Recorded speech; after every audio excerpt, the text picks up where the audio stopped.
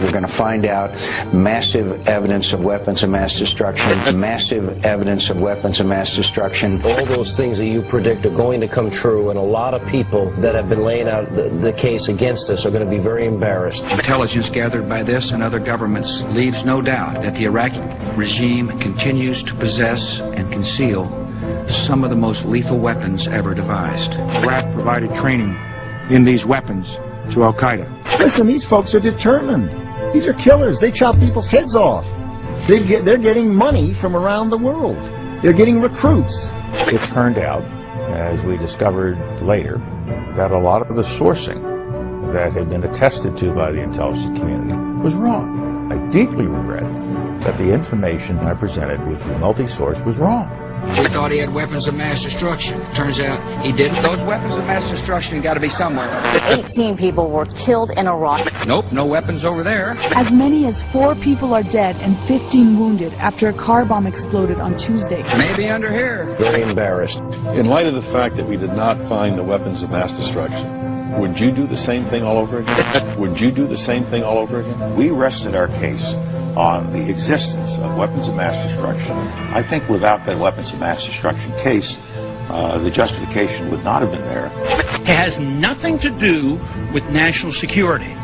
Matter of fact, our national security is more jeopardized by permitting this to happen because we're liable to start a war. We're liable to have our military men killed. We're liable to have more attacks on us by terrorists. I do not think it's effective. I think it drums up more anti-American hostility. I see no threat to our national security.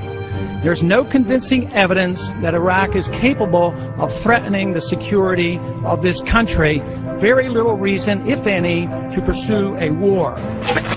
The Iranians have repeatedly said they want to wipe Israel off the map. Take military action to keep Iran from having a nuclear weapon. You have to take whatever steps are necessary to break its capacity to have a nuclear weapon. The Iranians are the existential threat to the state of Israel. Without a shadow of a doubt, It leaves no doubt. Iran will take a nuclear weapon. They will use it to wipe our ally Israel off the face of the map. It's another Iraq coming. There's war propaganda going on.